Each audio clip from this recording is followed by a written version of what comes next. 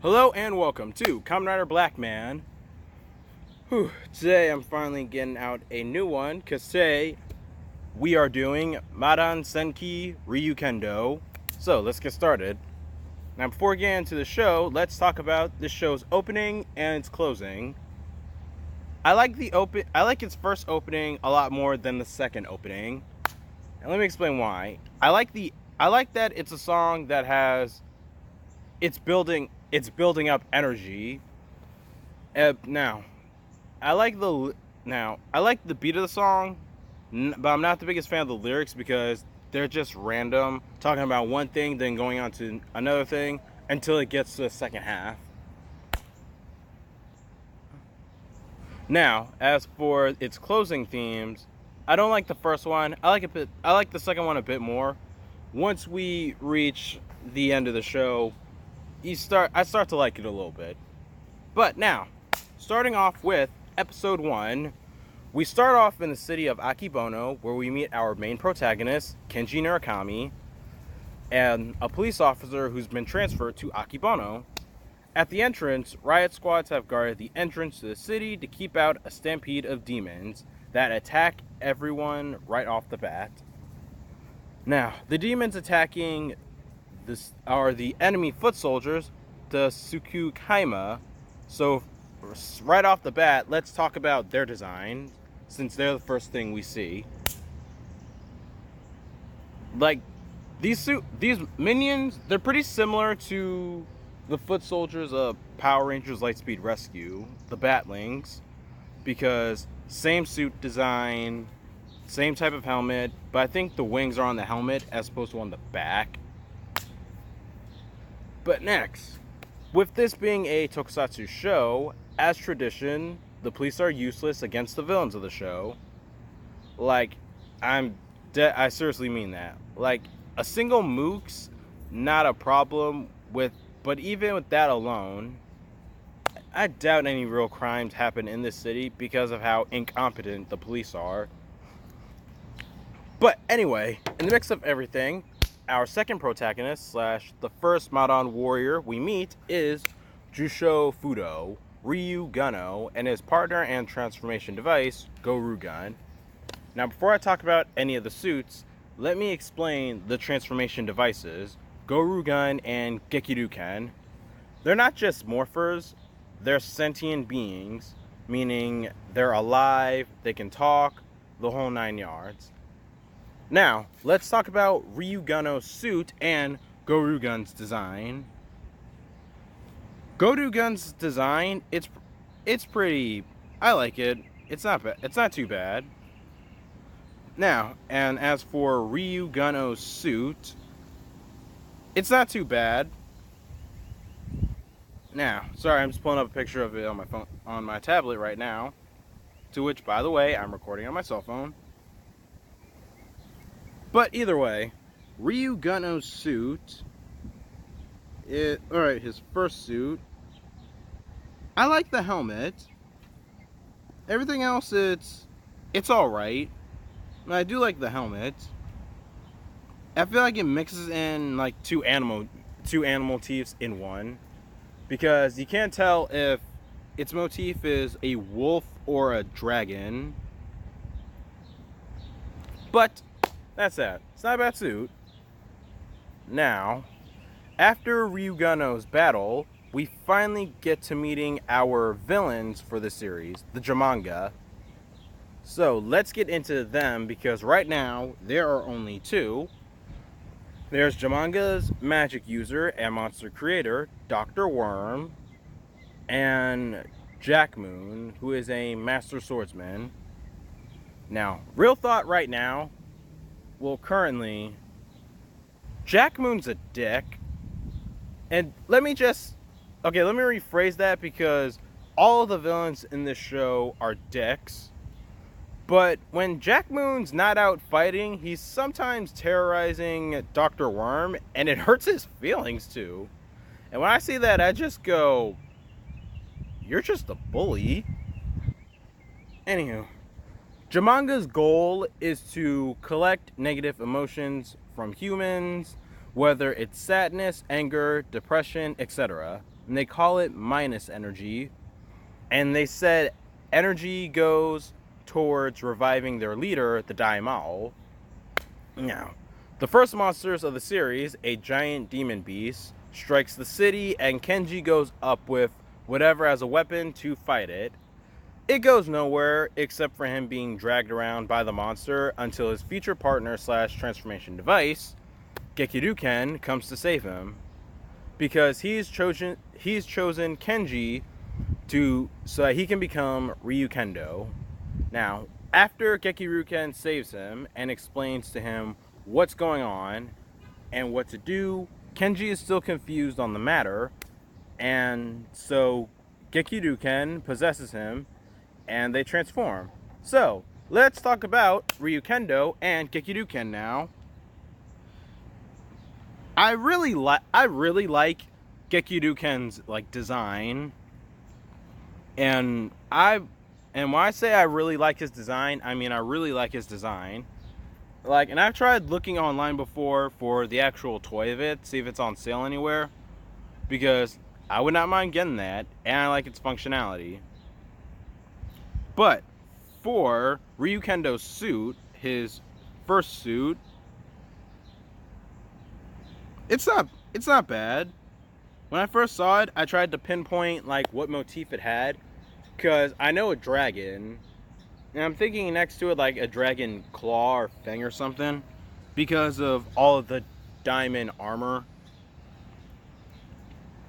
But yeah, both Gekiruken and the Ryukendo suit, they are pretty awesome, and I like it all around.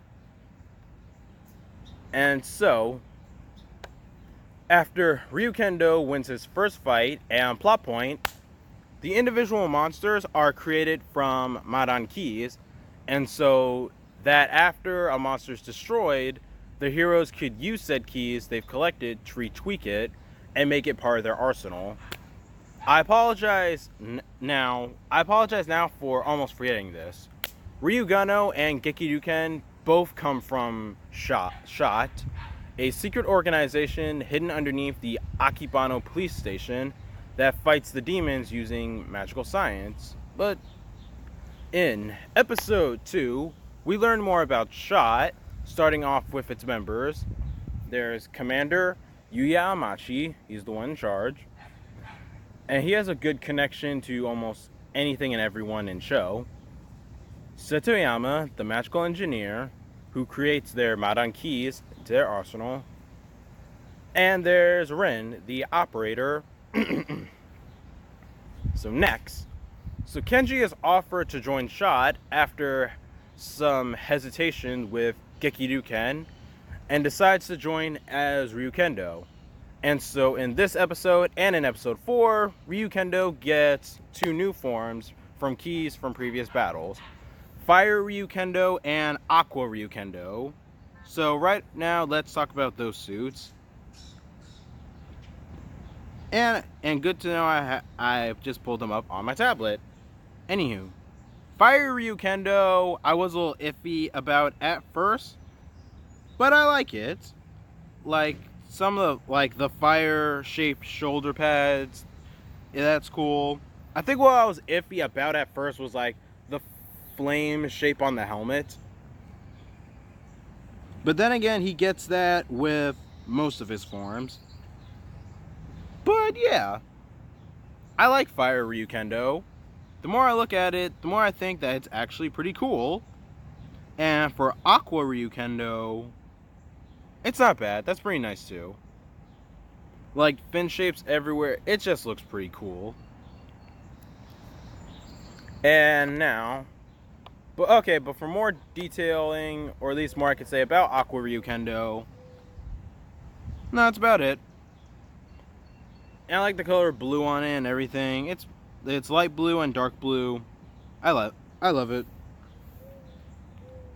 Now, in episode 3, we get more gear for both warriors. Ryugano and Ryukendo both have Zords, sort of, but they're called Juos. The first two are modeled as bikes, but the rest kind of are sort of like Zords, except they don't come together to make a giant robot. And so, I guess right now, let's mention... Yeah, I'm going to mention now the 4 that we see. Now, the first 2, and 2 more later, and there are their names. Jushiro's, or Ryugendo's, is Buster Wolf, and Kenji gets 3 to go with each form. So, base form, Brave Lion, Fire Ryukendo, Fire Kong, and Aqua Ryukendo, he gets Aqua Shark. My personal favorite out of them would be Aqua Shark, since it's a shark that can also transform into a surfboard. But Fire Kong is pretty cool too. It's pretty nice. These are some, yeah, there's some good looking bikes. They are some pretty good looking bikes.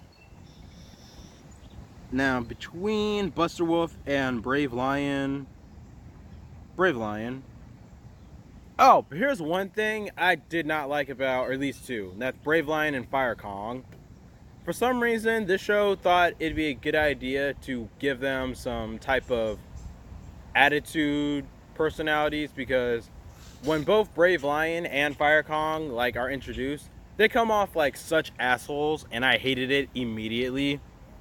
It just bugged me how stuck up they came off at first. And it reminds me of one episode of Ryu Soldier where Red, Blue, and Pink meet their Kishus for the first time, and Blue's sounds a bit obnoxious. I just didn't like its tone. I just didn't like their tone. No, standoffish people are no. But now, next, episode 10. I mentioned this character only because she's tied to a cast member. Her name is Umi, and she is Kenji's kendo teacher, as well as his fiance. So, Japan, the only place where student-teacher relationships are acceptable. But now, and mind you, he has a fiance, and for the last couple of episodes, he's been infatuated with some other girl. Our hero, everyone. Anywho, episode 11, Jack Moon makes his move to fight Ryukendo with a new key he obtained, the Thunder Key, and sensing that the key might be too powerful for him to control, he sets up a plan to trick Ryukendo to get his guard down, only to trick him into naively using the key, and not only did it not work, but Gekiryuken gets shocked unconscious for a long time. So now Kenji can't transform because of his own impulsiveness. Yeah, if you've seen this show, do you remember how Kenji first started off and then he just dropped the ball? It rolled into traffic and then it bounced back to hit him on the head. So that maybe he could, and all that happened so that maybe it can knock some sense into him.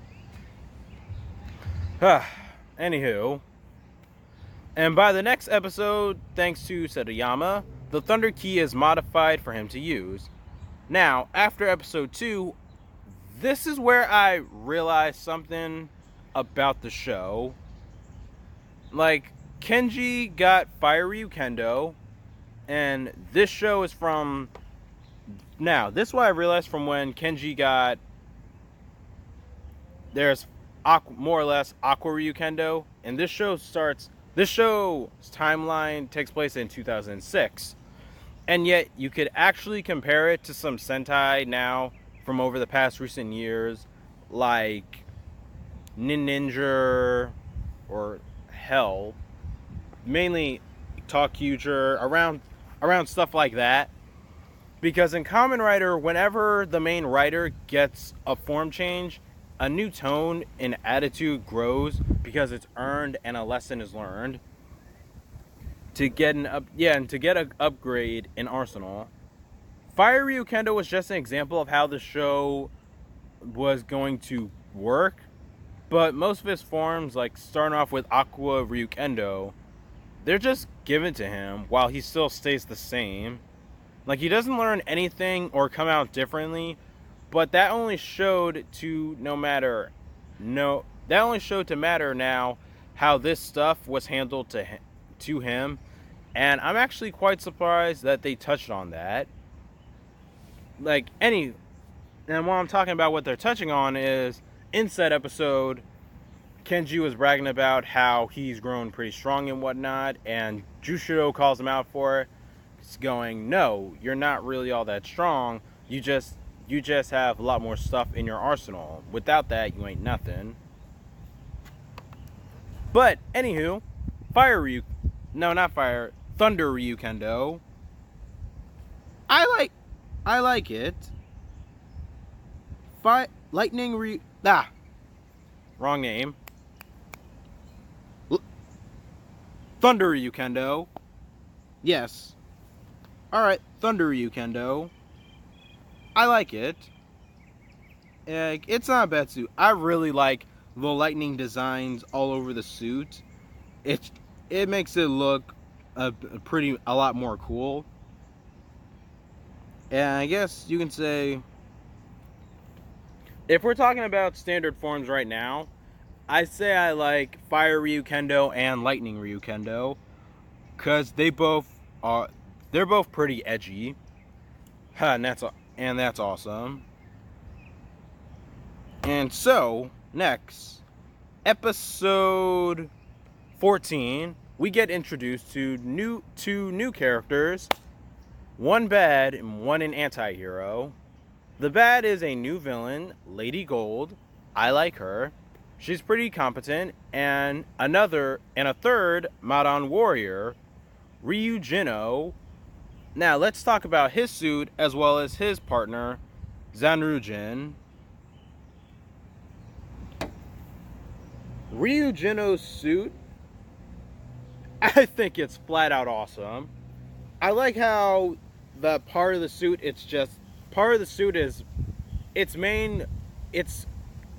the main color for the suit is black, and I love it. The armor he gets with it, like, creates the tone, and it is awesome. And as well as his partner, Zanrujin, it creates like I want to say a bowgun for his hand, and as well as a double-edged staff, or whatever type of weapon Zanrujin is. Anywho, he's a pole-like weapon, and it's pretty cool.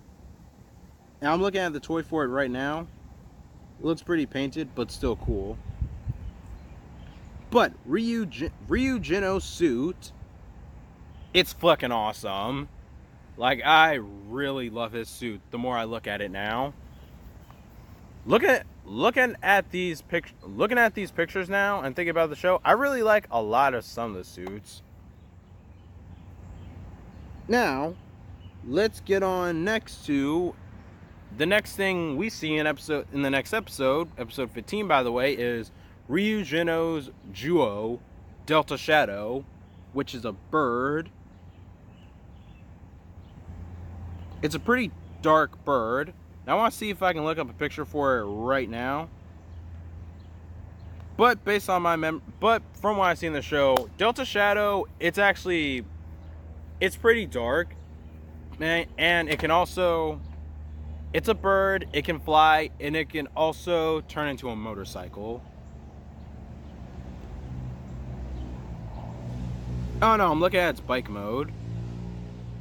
Alright, that still looks awesome. It's sweet. Alright, so next. Now we're going to talk about Ryukendo. He is a man named Koichi Shiranami, who's an old former acquaintance of Commander Amachi. Because of an accident that remotely wasn't his fault, as a child, both Koichi's parents were magical scientists that designed and created Ryukendo's and Ryukendo's suits from the Madan Ryu cores, Gekiduken and Gorugan. Now, the life sources... Oh wait, I just explained that. Now, right now, it's out of context, but an overload from a bomb was going off and was going to destroy an entire country. And so Koichi's parents sacrificed themselves by locking themselves in the room so that the explosion would be smaller. And Koichi blames Amachi because it's assumed that their work got out of hand and blew up. And as for how he got his suit, I'm pretty sure he designed his own suit with the Madan Ryu Core Zanrujin that he stole.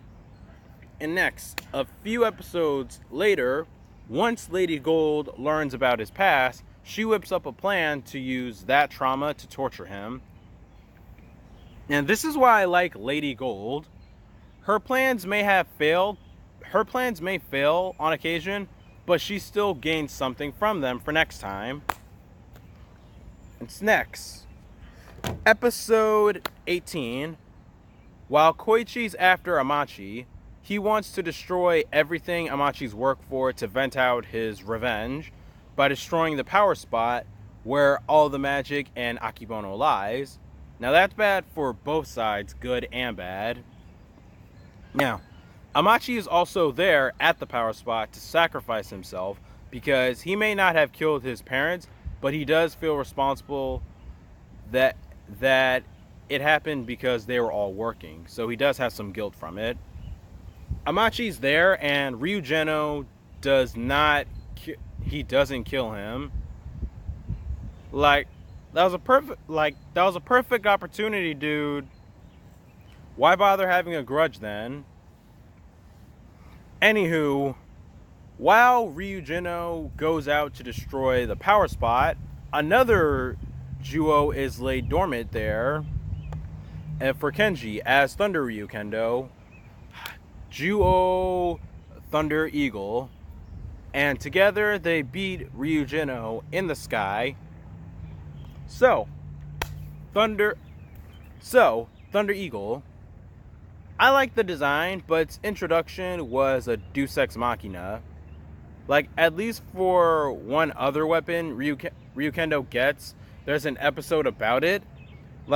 This just came out of nowhere to throw more importance on the main character. Seriously, as if there wasn't enough focus on him already. Anywho, so after Ryukendo and Ryugendo's battle, they land coming through a mysterious portal, traveling back in time to the moment Koichi's parents are killed, and they see that one, Amachi is innocent and didn't technically cause his parents' death, and there's no two, but two, after they go back to the present, blah blah blah blah blah. That's it for number 2. Anywho, I like Ryugendo's introduction.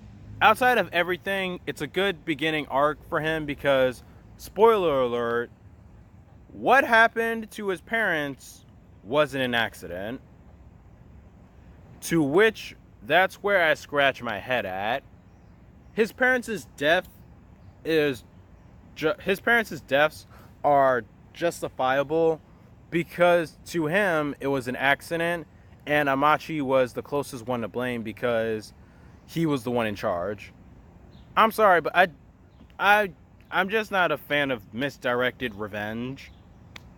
But at least I'll give it a pass because of his intuitiveness, since he's actually pretty knowledgeable on Madan history himself.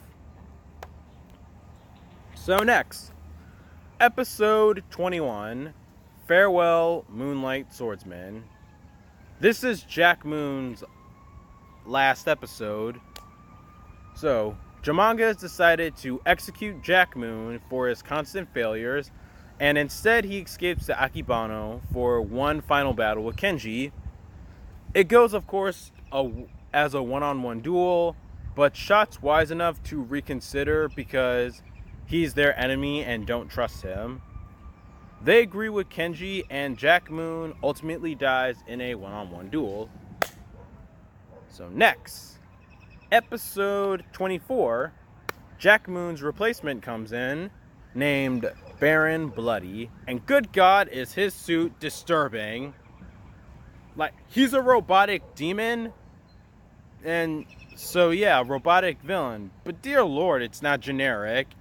And it just, oh my, it's just so freaky because it looks like a combination between the villain from The Princess and the Frog, a scarecrow, and a freaking robot.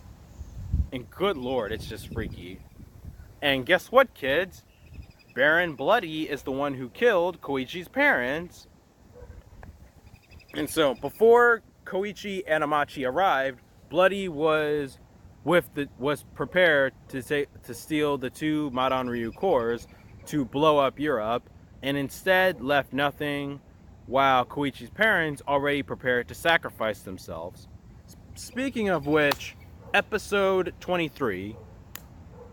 Do you guys remember, if you have seen my review of KamenRider Black, or do you remember when Battle Hopper died? Yeah, we face yet another inanimate object death with Gorugun. I'd say pour one out, but he'll be back.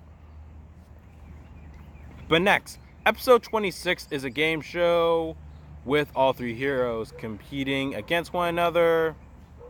And 11 minutes and I skipped it because I hated it immediately. Now, I don't have a dry sense of humor or anything. It's just... I'll get into my thoughts a little later. Trust me. But early on, I just really wasn't feeling it for this show. Because I didn't like how some of the characters were stupid. Yeah, and one sec. What was that? Yeah. Early on, while watching this show, I really was not feeling it. I wasn't feeling it for the villains. I wasn't feeling it for the characters. But the biggest thing that really I did not like about this show at that point was that the main character was an early personification of Aka Ninja. But, past thoughts. Episode 27, Gorugun comes back and Jushiro gets a new form, finally as Magna Ryukendo. So let's talk about that suit, because this is his new standard form from here on. Magna Ryukendo.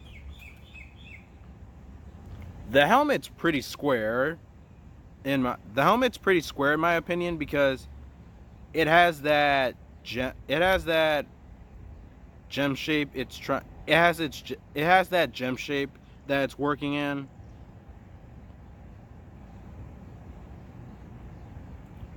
But its torso is still the same, and I do like that. But it's not too bad. But next, oh shoot. This is where, this is the turnaround. Just let me put my tablet down for a second. Episode 29 is a great episode. And man, I seriously mean that. And here is why.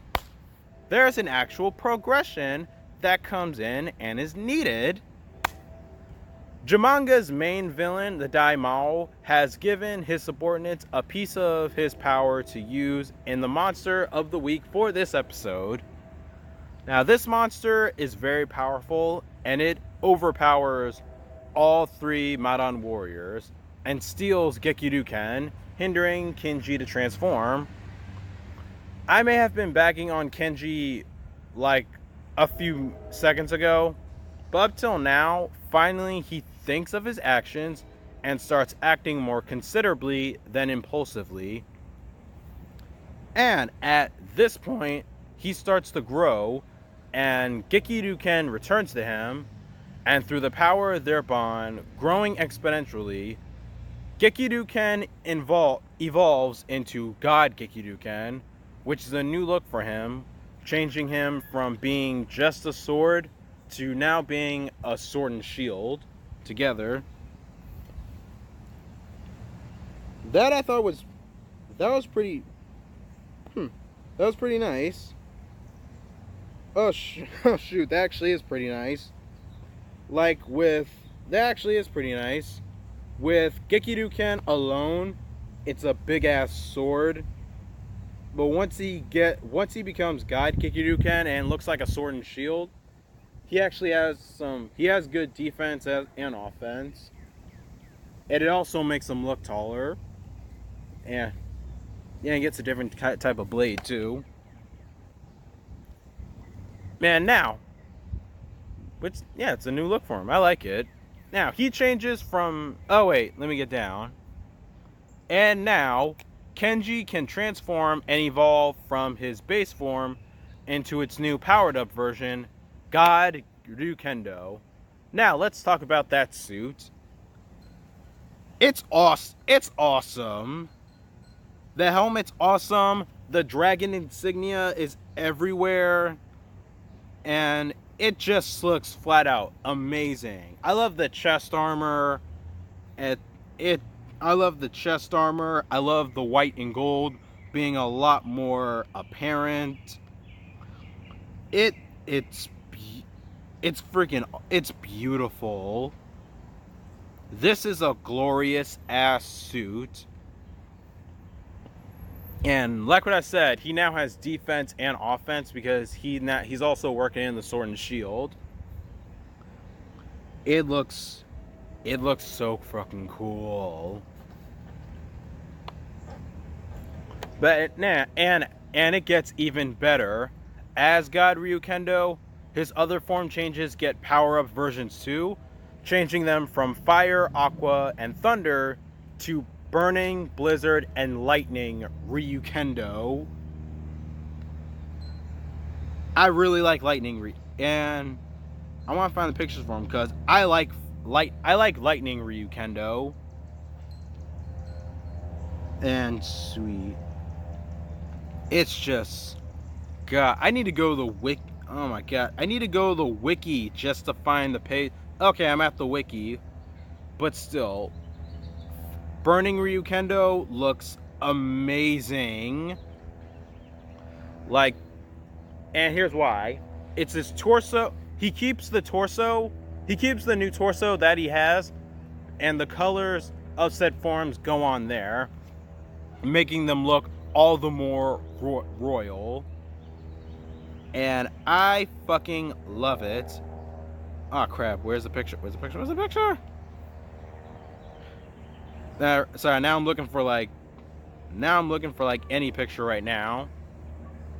And damn it, so far wait, almost. Yes, I got it. Burning Ryukendo still looks awesome. So next. Now, and this is the next part that I have to mention now. I don't know the episode number, but Jack Moon comes back as a cyborg built by Bloody from his remains, and he is now called Mechani Moon. And nothing else comes from it, nothing else really comes from it until later. And so next, episode 45, Kenji gets his final form in the midst of Jamanga looking for Shot's base that's been underneath the Akibono police station, and no one outside of Shot's been able to find it except for Koichi, since he forgives Amachi about his parents' death, and he's more willing to team up with them now. Now, before I get into the rest of the episode, I should at least mention that after God Ryukendo gets introduced, the rest of the show does get better and tolerable, but mostly better. See, it was just the stupidity of others and Kenji acting like a tool that brought it down for me. But past that, everything and everyone does get better. So, like what I said, Jamanga destroys a magical barrier that exposes Shot's HQ, where the whole episode is all three warriors just fighting everything and everyone to protect the base. And with that said, I really liked it. it was very desperate, and seeing them struggle was realistic in my eyes. And so, in Kenji's final form comes when he dives into a monster from reviving itself and got stuck inside said monster. And inside said monster, whose name, by the way, is Rock Crimson, has a Madan key inside of him that Ryukendo can now access his final form with. Ultimate Ryukendo. So yeah, we're getting the final form now. Now this is episode 45. 46, 47, 48, 49, 50, 51, 52. Now there are like 7 episodes left, and we're getting this now. But I'll get to that later. Because I actually talk about that now, because yes, it came late, but not so late, because his final form introduces the end game of the show. Now, this is an example of the next phase we're going to go through, because this is the ultimate key. With this, Rock Crimson is immoral, and once Ultimate Ryukendo steals it, he's vulnerable. So, let's talk about Ultimate Ryukendo. This is the best suit in show because they peaked it. Like, they ultimately peaked it in this show. He has all the gold, all the metallic colors. Like, they've reached the zenith. And there's no coming down from that. And it's next. So, going off the last episode, because now we're at episode 46, we learned that both Bloody and Lady Gold both have ultimate keys made, well, inside of them. And here's why. A long time ago, the original Madan warriors fought against the Daimao Grengos, and Lady Gold and Bloody were tasked with protecting him. So they give them 2 ultimate keys and grant them immortality to get the job done. In this episode, Dr. Worm's loyalty is tested to see where it lies, because Bloody and Lady Gold are not happy that Worm's been withholding this kind of important information from them. And Dr. Worm's subplot for this episode is that he's throwing Rock Crimson a funeral to honor his last wish. And part of his last wish is to invite the Madan warriors there as a I guess it's something among warriors. Like, it's some type of personal thing among warriors, basically. And so, long story short, there's a big misconception, and Bloody and Lady Gold send a sniper after Dr. Worm, and I'll stop talking there since Worm survives. And so, sorry, now I'm just checking something out for later, because it might be something I might add into the video once we get to the end. Anywho, episode 47, oddly enough, like, there's no filler towards the end of the show. Like, sorry, I'm still checking it. But yeah, there's no filler towards the end of the show. Everything serves a purpose. So, in episode 47, now, up until now, God Gekiryuken has had amnesia and remembers pretty little about his past and such. And in this episode, God Gekiryuken... Crap, give me a second. Anywho, in this episode, God Gekiryuken, like, we see him in his human form, and we see him remember everything, including Kenji. And so he informs Kenji of the history of the fight against Jamanga. Gekiduken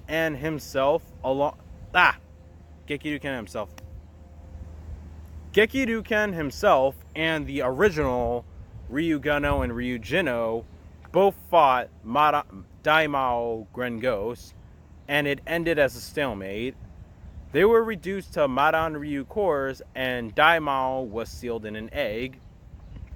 And that's the history.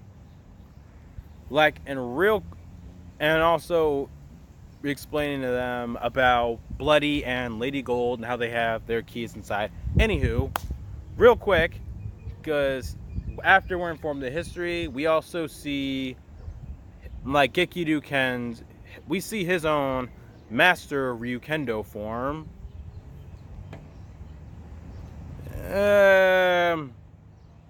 Not feeling it. Here's why. The cape's not bad, but they painted the front of his face bronze or something, and that just looks dumb. Just not feeling it. Anywho, at the end of the day, Gekiduken returns to being on Kenji's wrist, remembering nothing that happened. And at the end of the episode, we learn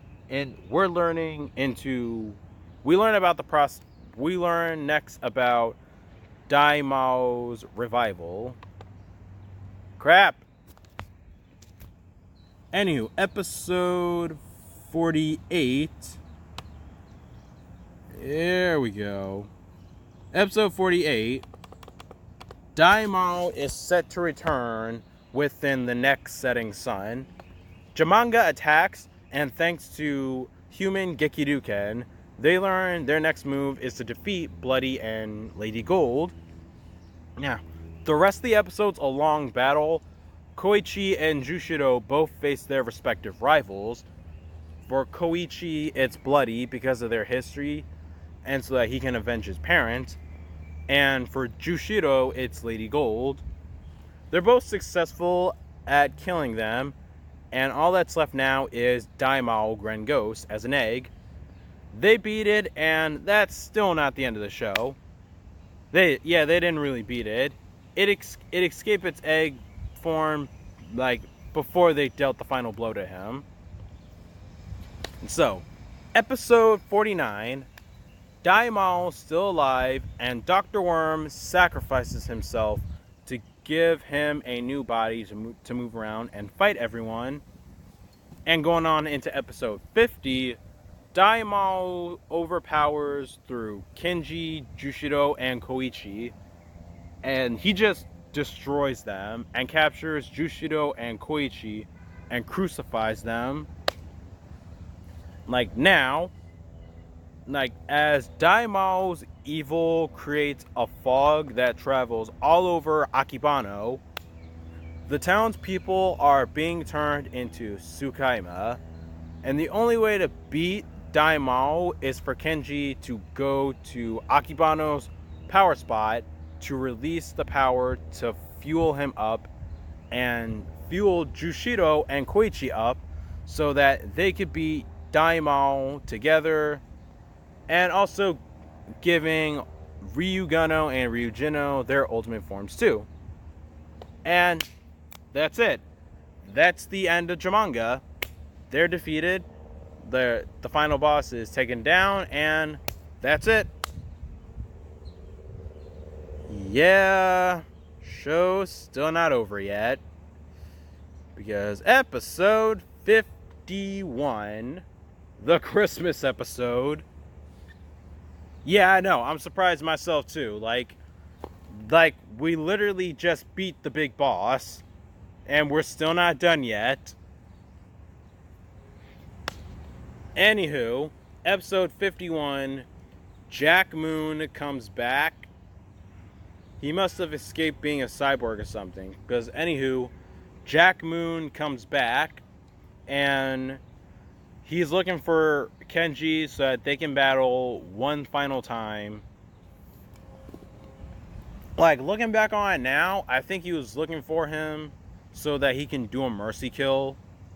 Since Jamanga is defeated and there's just one guy left, what's he gonna do? Like, Jack Moon came to that realization that most Super Sentai, Kamen Rider, and Power Rangers final villains don't ever bother to accept. Like, after all of your forces have been killed and they're the only ones left, they keep fighting. Jack Moon, on the other hand, just went, okay, I'm gonna go out in honor instead. Fuck this. And so, yeah, that's that. Like, Jack Moon and Ryukendo, they have their final battle. And, of course, Ryukendo wins. And, yeah.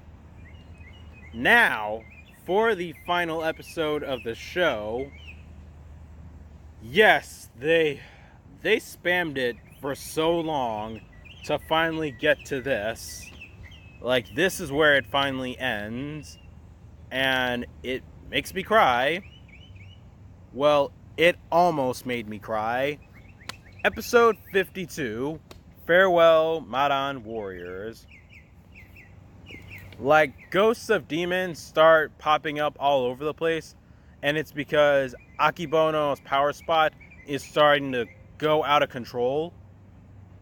And so they're now, and so, like, there's only one way to stop the power spot from going haywire and also blowing up Japan.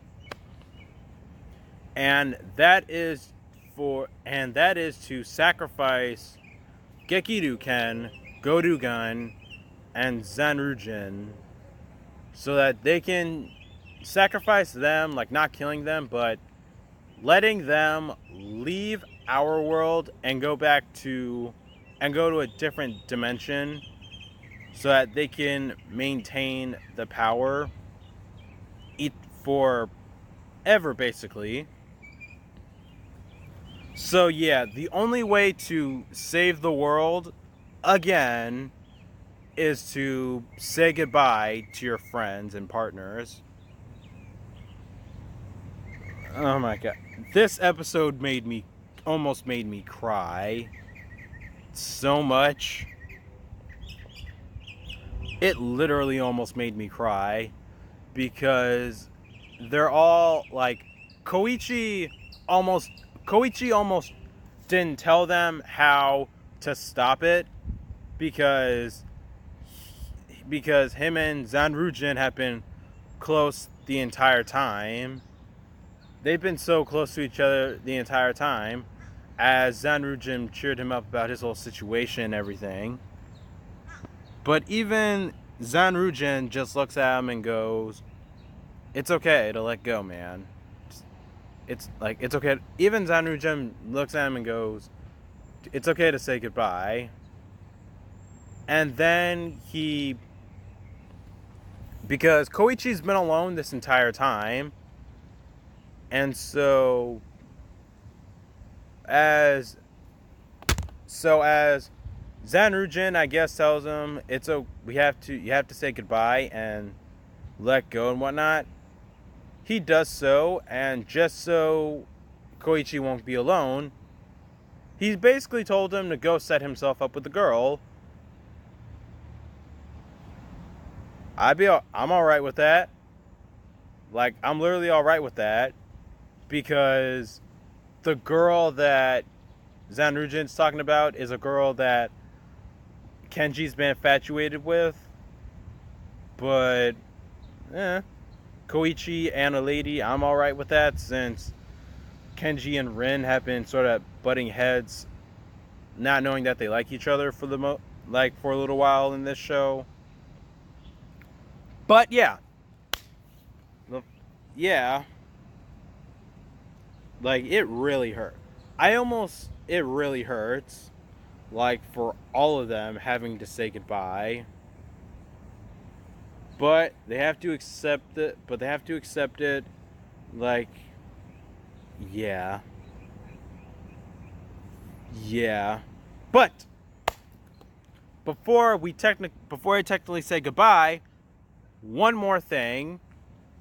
One final transformation, one final fight. And after they've said their goodbyes, one final out of suit roll call. Like they all say their full names, then end it with Raijin.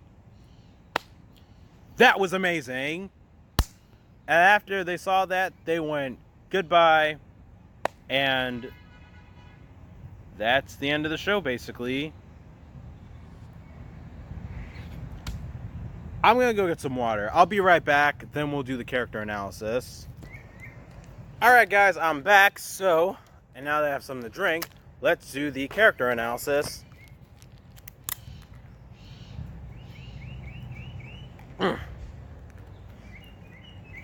And since I have something blue, let's start off with something blue. Ryukendo, Kenji. Kenji is an idiot through and through, but he gets better after a while. And you can really see it because at the final episode, he was the most upset about having to say goodbye to Gekiryuken because now he's grown so much, and Gekiryuken has seen him grow so much. So of course, having to say goodbye to what motivated you to be a bit more older, wiser, and furthermore stronger, because they both saved the world together.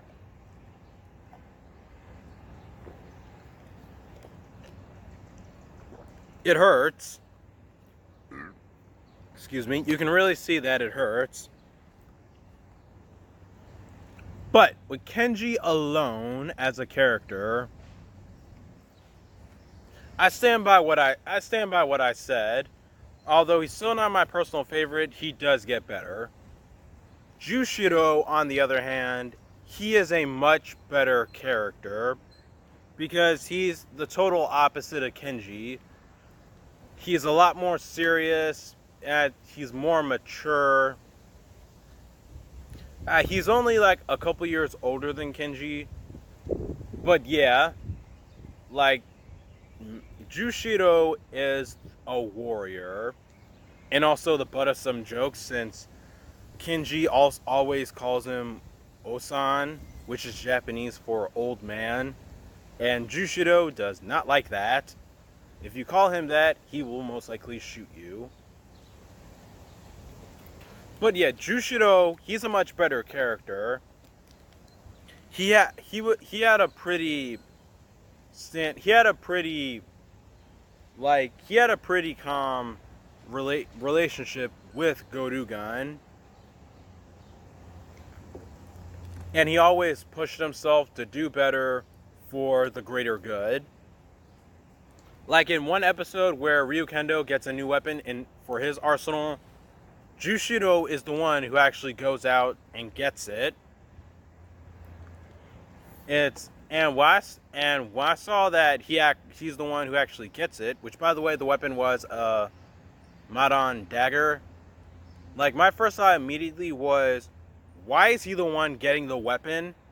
Why is Kenji getting the weapon when Jushiro is the one who actually went out and got it? Like, that bugged me.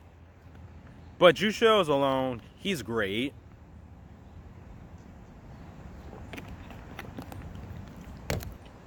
And so, next, Koichi. Koichi, I actually liked. I liked his beginning. I liked his backstory. His relationship with Zanrujin is the fun guy, while Koichi is the silent type. But Zanrujin really supported Koichi because his parents were dead and he was all alone. And so Zanru was that real support for him. And when the final episode came, he just said, it's okay to let go. And if you feel like you're alone, go ask out the... Why don't you go... Like what I said, he basically told him to go ask out a... Like I said, he basically said to go set himself up with a girlfriend.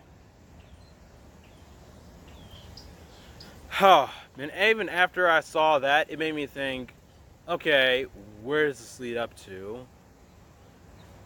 Like, I want to see where all their stories lie, because after that, we just went to the end credits with everyone saying thank you for whatnot for watching, and it's like, I want to see where this ends.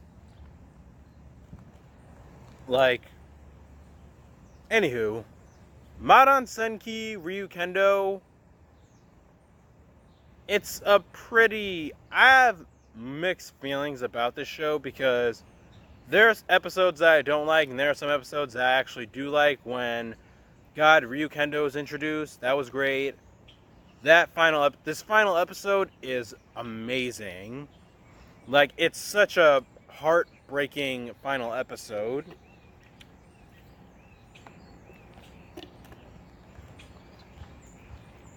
Now, which gets me to the show's, like, good points, like the vocal points. I'd say that this show's best... I'd say the best parts of the show would be the characters and their dynamics, because we get different kinds. There's Koichi and Jushiro, so it's not just Kenji. And speaking of which, the Madan Ryus.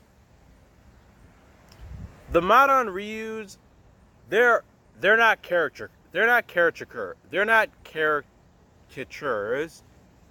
It's like they all actually support their partners, either by being the opposite of them or being...